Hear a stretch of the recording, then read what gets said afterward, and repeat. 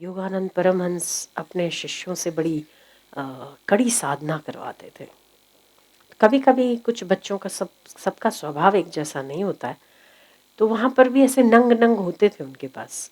हर चीज़ को मजाक में उड़ा देते थे, हर चीज़ को मजाक में।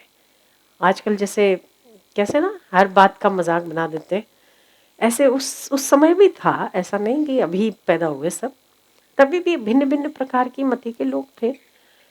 तो एक बच्चा था, उसमें हमेशा कुछ भी, कोई ध्यान में बैठता उसकी उड़ाता, कोई प्राणायाम करता उसकी उड़ाता, केवल सबको ऑब्जर्व करता रहता। ऐसे होता है ना, अपना आदमी खुद का नहीं देखता, दूसरों को केवल ऑब्जर्वेशन में उसका समय शक्ति खराब हो जाता है और उड़ाता रहता है। ऐसे उद्दंड टाइप के कैसे होते हैं लड़के, उसमें से वो एक लड़का भी ऐसा था। तो योगानंद परमहंस ने बहुत समय तक देखा, उसे नियम दिया कि तुम शांत बने रहो, तुम वाणी का दुरुपयोग मत करो, किसी को परेशान मत करो, किसी को तंग मत करो, किसी को उल्टा सीधा मत बोलो, किसी की खिल्ली मत उड़ाओ। पर वो सुनता और अपने स्वभाव के अनुसार वापस वैसे का वैसा। एक दिन कोई व्यक्ति को ऐसी कुंडलिनी जाग गई और वो उछलने लगा। ये साधना के कई प्रकार हैं जिसमें ऐसा होना स्वाभाविक है। तो उसे जब ऐसा हुआ तो वो दूर बैठा हंस रहा था। तो योगानंद परमहंस ने उसे पास बुलाया और कहा कि क्या तुम्हें अच्छा लगता है कि इतने सारे लोग उन्नति कर जाएंगे और तुम केवल दूसरों को देखते देखते ही अपना समय पसार कर दोगे? क्या तुम्हें अच्छा लगेगा कि जो बाकी के लोग हैं वो अपने साधन में किसी न किसी गति पर पहुंचेंगे और तुम केवल हंसते रहोगे? तो आज अगर तुम केवल हंसते रह जाओगे और कुछ नहीं करोगे, तो ये सारे जब पहुंच जाएंगे ना तो तुम पर हंसेंगे सारे मिलके। अच्छा लगेगा क्या? इतना प्रीतिपूर्वक कहा परमहंस ने, पितावत जैसे पुत्र को समझाते। और उनकी करुणा तो थी ही, कृपा तो थी ही। उन्होंने सिर पे हाथ रखते हुए कहा कि बेटा, इस बात का ध्यान रखो, कभी भी किसी की निंदा या कभी किसी की खिल्ली नहीं उड़ाना चाहिए। तुम तो वहीं के वहीं रह जाओगे और ये पहुंच जाएंगे तो ये सारे मिलकर तेरी खिल्ली उड़ाएंगे। तूने तो वही समय योगानंद जी के पास तूने भी बिताया, वही समय इन्होंने भी बिताया, पर ये तो पहुंच गए और तू रह गया दूसरों के दोष देखने देखने में। और रो पड़ा। उसने कहा कोशिश तो मैं भी करता हूँ, क्योंकि हर व्यक्ति को अपना दोष तो पता है, निकाले ना निकाले वो अलग बात है, पर उसे पता तो है कि मैं कहाँ कमजोर हूँ। तो वो रोने लग गया, क्योंकि एक वो मिला था ना, वो प्रेम मिला और उसी दोष पर चोट आ गई। वो रोने लग गया कि महाराज, मैं चाहता तो हूँ पर मैं कर नहीं पाता। मैं बहुत अपने स्वभाव को परिवर्तित करने की कोशिश करता हूँ, पर कोई कुछ करता है ना, मेरे मुंह से हंसी छूट जाती है, मेरा स्वभाव ही नहीं जाता। आप कृपा करिए ना। और आपकी बात सही है, अगर मैं ऐसे का ऐसा रह जाऊंगा, भोंदू का भोंदू, तो लोग क्या कहेंगे कि परमहंस का सानिध्य लेके भी इतने सारे लोग आगे बढ़ गए और मैं वहीं का वहीं रह गया अपने स्वभाववश। महाराज कृपा करिए। ऐसा करके वो चरणों में गिर पड़ा। तो परमहंस ने कहा कि वत्स, कृपा तो मेरी है, तभी तो तुझे समझा रहा हूँ। कृपा तो मेरी है, भगवान की कृपा भी है ही, तभी तुझे मेरे पास भेज दिया है। अब है ना, थोड़ी सी कृपा तू अपने आप पर कर दे। अब तेरी कृपा बाकी है।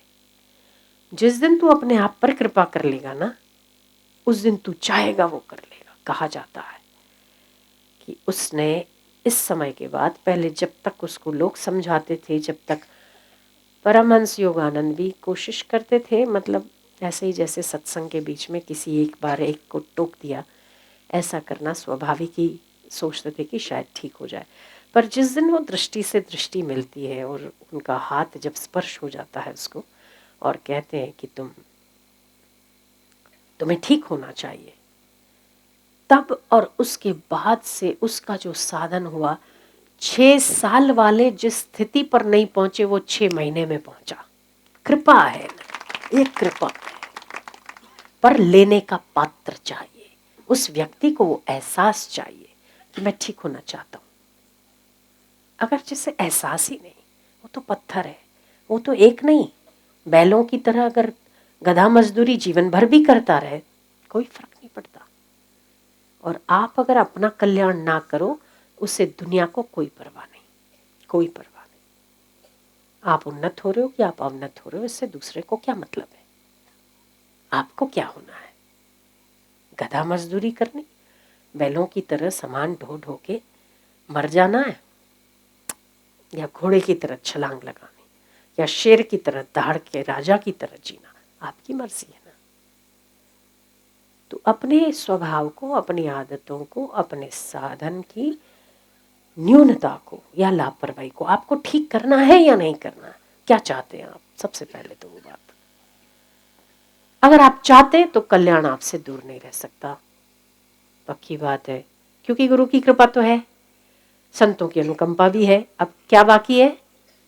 आपकी कृपा बाकी है। अपनी कृपा करो, अपने स्वभाव पर आप विजयी बनो, दूसरा कोई नहीं। हम फिर से दोहरा देते हैं कि आपका काम कोई और भी कर सकता है।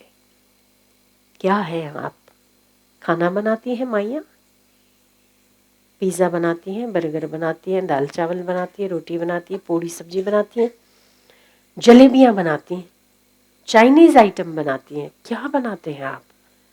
जो कुछ भी बनाते हैं, आप नहीं होंगे तो कोई और भी बना लेगा, या आप घर पर नहीं होंगे तो बाजार से भी आ जाएगा। ठीक है, खाना बनाना कोई बड़ी बात नहीं, पर उसमें भी आइटम्स में आप कितना दिमाग लगा लेते हैं। आज ये बनाना तो कल वो बनाना, तो कल वो बनाना, वो रेसिपी देखना और किताबें खोलना, और आजकल तो उस पे आ जाता होगा, शायद गूगल पे आ जाता होगा, सब नेट पे देख देख के नई नई नई नई आइटमें बना, उसमें भी दिमाग लगाते हो आप क्या हो भाई लोग? सीए हो, लॉयर हो, इंजीनियर हो, बिजनेसमैन हो, क्या हो? जो कुछ भी हो, कोई और भी कर सकता है आपका काम, कर सकता है। शिप कोई बीजुए तोड़ी શકે, शिपનો माल कोई बीजो लाई શકે, कोई और भी ला सकता है, पर अपना भला किसको करना है? कोई और नहीं करेगा, आपको ही करना है, कोई और नहीं करेगा, कोई ऑप्शन ही नहीं। शायद काम में ऑप्शन हो सकता है कि मैं जा रहा हूं, मेरा काम मेरा भाई देखेगा, मेरा काम मेरे पिता देखेंगे, मेरा काम मेरे बच्चे देखेंगे। माइयाँ बाहर जाए, बच्चे सास को दे सकती है, माँ को दे जा सकती है, पर आपका कल्याण आप किसी और को नहीं दे जा सकते। भाई कर लेना थोड़ा, मेरी ओर से भजन कर लेना थोड़ा, और मेरी ओर से आज्ञा पाल लेना थोड़ी, सत्कर्म करना थोड़ा, आप ही को करना है। अप टू मार्क तो आना ही पड़ेगा, उतना तो बनना ही पड़ेगा आपको। तो अपना भला आपको करना है, ये बात सतत स्मरण रहे आपकी। क्या चाहते हैं आप? गिरने के बहुत साधन है, गिरते चले गए, गिरते चले गए, गिरते चले गए, गिरते चले गए, तो उसका अंत ही नहीं। कोई इस संसार में गिरने की कोई सीमा ही नहीं है। पर कहीं ऐसा ना हो कि आप गिर जाओ तब उठने के सारे रास्ते बंद हो, कहीं ऐसा ना हो। उसके पहले अपने आप को संभाल कर साधन में सातत्य बढ़ाना चाहिए।